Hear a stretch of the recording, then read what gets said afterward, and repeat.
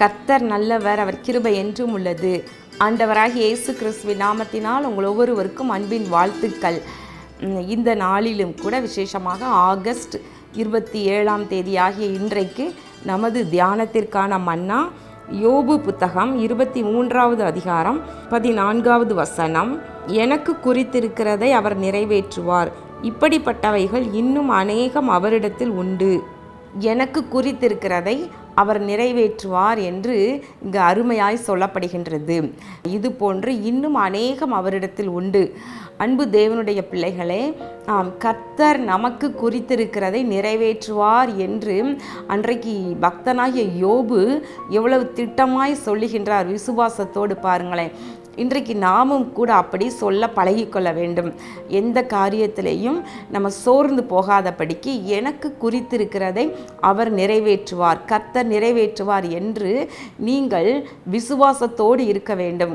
பாருங்களேன், மனுஷ ஜாதியான எல்லா ஜனங்களையும் ஒரே இரத்தத்தினாலே தோன்ற பண்ணி பூமி எங்கும் குடியிருக்க பண்ணி அதனோடு கூட அவர் எப்படி அழகா திட்டம் பண்ணி ஒவ்வொருவருக்கும் குடியிருப்பின் எல்லைகளை முதற்கொண்டு அவர் குறித்திருக்கிறாராம். பார்த்தீங்களா, ஆண்டவர் மகா ஞானமுள்ளவர், சர்வ ஞானமுள்ளவர் அவர்.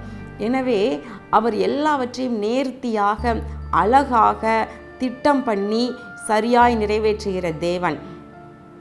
எப்படி எனக்கு குறித்திருக்கிறதை அவர் நிறைவேற்றுவார் என்று பார்க்கும் பொழுது நம்ம குடியிருப்பின் எல்லைகளை முதற்கொண்டு அவர் திட்டம் பண்ணி குறித்து வைத்திருக்கிறாராம். எவ்வளவு அழகாக இருக்குது பாருங்களேன். நீங்கள் எந்த தேசத்தில், எந்த ஊரில், எந்த தெருவில் நீங்கள் குடியிருக்கணும் என்பதை முதற்கொண்டு நீங்கள் தீர்மானிக்கிறது அல்ல, அவர் தேவன் தீர்மானித்து குறித்து வைத்திருக்கிறாராம். அந்த குறித்து வைத்திருக்கிறதுல தான் அப்படியே நம்மளை கொண்டு வந்து அப்படியே செட் பண்ணி வைக்கிறாரு. எங்கே தான் போனாலும் அவருடைய திட்டத்தை விட்டு, அவருடைய சித்தத்தை விட்டு நம்ம வெளியே போக முடியாது. அப்போ பார்த்திங்கன்னா, குடியிருக்கிற எல்லைகளை முதற்கொண்டு குறித்து வைத்திருக்கிற தேவன் நம்முடைய வாழ்க்கைக்கான சகலத்தையும் அவர் குறித்து வைத்திருக்கின்றார். ஏற்ற துணை உலக தோற்றத்திற்கு முன்னமே அவர் தீர்மானித்து திட்டம் பண்ணி வைத்திருக்கிறார். யாருக்கு யார் ஏற்ற துணையாக இருப்பார்கள் என்று தேவன் குறித்து வைத்திருக்கிறதை அந்த ஏற்ற நேரத்தில் அவர் கொண்டு வருகின்றார். உங்களுடைய பிள்ளைகளுக்கு அல்லது நீங்கள் வாலிப பிள்ளைகளாக இருக்கலாம், உங்களுக்கு ஏற்ற துணையை இதுவாக இருக்குமோ அதுவாக இருக்குமோ என்று சொல்லி நீங்கள் கண்டுபிடிப்பதில், தெரிவு செய்வதில் ஒரு போராட்டமான சூழ்நிலையில் நீங்கள் இருக்கலாம். ஆனால் நீங்கள் புரிஞ்சு கொள்ளணும், கர்த்தர் எனக்கு குறித்திருக்கிறத தான் நிறைவேற்றுவார். எனக்குன்னு யாரை குறித்திருக்கிறாரோ அவர்களை கட்டாயம் ஆண்டவர் கொண்டு வருவார் என்று சொல்லி நீங்கள் பொறுமையோடு இருங்க.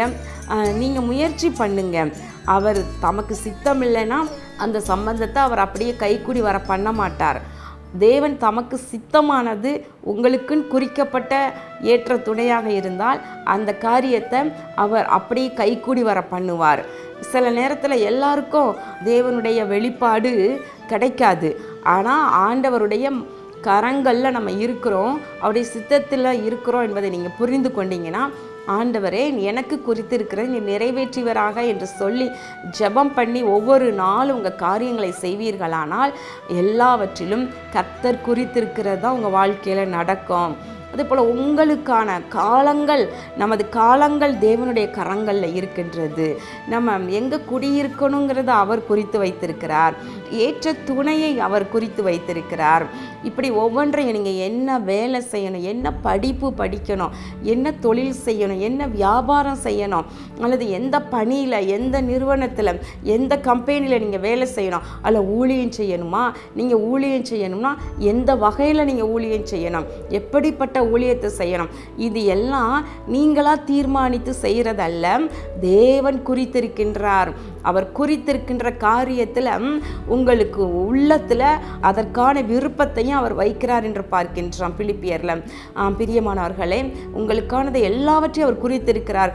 எனவே வேண்டாத பயம் வேண்டியதில்லை. பிஸ்னஸில் போட்டி இருக்கலாம், உங்களுடைய தொழிலில் பொறாமைகள் இருக்கலாம், வேலை பார்க்குற இடத்துல நீங்கள் ப்ரமோஷனே ஆகக்கூடாது என்று எல்லாரும் சேர்ந்து திட்டம் போட்டு உங்களுக்கு விரோதமாக செயல்படலாம். அதெல்லாம் பார்த்து கலங்காதீங்க.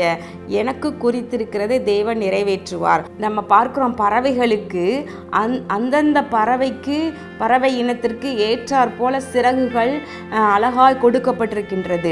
அது ரெக்கைகளை அடித்து எவ்வளவு தூரம் எழும்ப வேண்டும் என்று கர்த்தர் குறித்திருக்கிறாரோ அந்த அளவுக்கு ஏற்றாற் போல அளவுள்ள சிறகுகளை ரெக்கைகளை தான் அந்த பறவைக்கு கொடுத்திருக்கிறாரு. அப்போ உங்களுக்கு குறிக்கப்பட்ட அளவின்படியே உங்களுக்கு ஏற்ற பலனையும் வல்லமையையும் கர்த்தர் கொடுத்து நடத்துகிறார் என்பதை குறித்து நீங்கள் அறிந்து கொள்ள வேண்டும். பரலோகத்திலிருந்து அவனுக்கு கொடுக்கப்பட்டால் ஒழிய ஒன்றையும் பெற்றுக்கொள்ள மாட்டான் என்று யோவான் எழுதின சுவிசேஷத்தில் எழுதப்பட்டிருக்கிறது. அப்போ கர்த்தர் நமக்கு குறித்து வைத்திருக்கிறவைகளை தான் அவர் பரலோகத்திலிருந்து அருளி செய்கிறார். எனவே உங்களுக்கான பங்கு ஒரு நாளும் அது மற்றவர்கள் கைக்கு போகாது. உங்களுக்கான ஆசீர்வாதம் மற்றவர்கள் கைக்கு போகாது. இதை எல்லாரும் நல்லா புரிந்து கொண்டால் எல்லாரும் நல்லா வாழலாம். இதை புரிந்து கொள்ளாததுனால தான் பிசாசின் கிரியைகளை அவங்க உதவியை நாடி பில்லி சூனியம், மாந்திரியங்கள், ஏவல்கள், மை, மருந்து, தகடு என்று சொல்லியெல்லாம் போய் ஒருத்தர் வாழ விடாமல் பண்ணணும்னு நினச்சி இப்படி பண்ணுறாங்க. ஒருத்தர் முன்னேற விடக்கூடாதுன்னு நினச்சி பண்ணுறாங்க. ஆனால் தேவ பிள்ளைகள் தெளிவாக புரிந்து கொள்ளணும், எனக்கு குறித்திருக்கிறதை தேவன் நிறைவேற்றுவார் என்று. அப்போ உங்களுக்கு விரோதமாக என்ன போட்டி இருந்தாலும் நீங்கள் வச்சுருக்கிற கடை மாதிரி உங்களுக்கு எதிராக ஒருத்தர் கடை வச்சு அவர் நின்றாலும் கூட உங்களுக்கு குறித்திருக்கிறதை உங்களுக்கு கொடுப்பார். உங்களுக்குரிய பங்கு உங்களுக்கு சேரும். அதில் கலக்கமே வேண்டாம். இது போன்ற அநேகம் அவரிடத்தில் உள்ளது என்று வேதத்தில் சொல்லப்படுகிறது. பிரியமானவர்களே, கண்கள் மூடி ஜெபம் பண்ணுவோமா? எங்கள் அன்புள்ள பரலோக பிதாவே, இதோ இந்த நாளிலும் நாங்கள் தியானித்த வசனத்தின்படி நீர் எங்களுக்கு குறித்திருக்கிறதை நிறைவேற்றுவீர். அதை தடுக்க ஒருவராலும் முடியாது. கர்த்தாவே, நாங்கள் உம்முடைய கைகளின் கிரியைகளாக இருக்கின்றோம். குடியிருப்பின் எல்லைகள் முதற்கொண்டு நீர் திட்டம் பண்ணி வைத்திருக்கின்றீர். அப்படியே அருமையாய் ஒவ்வொருவரையும் நடத்துகின்றீர். தொடர்ந்து நடத்துவீராக. இயேசு கிறிஸ்துவின் நாமத்தினாலே இந்த ஜெபத்தை ஏறெடுக்கிறோம் நல்ல பிதாவே, ஆமேன். உங்களுக்கு குறித்திருக்கிறதை கர்த்தர் நிறைவேற்றுவார். கர்த்தர் உங்களை ஆசீர்வதிப்பாராக. ஆமேன்.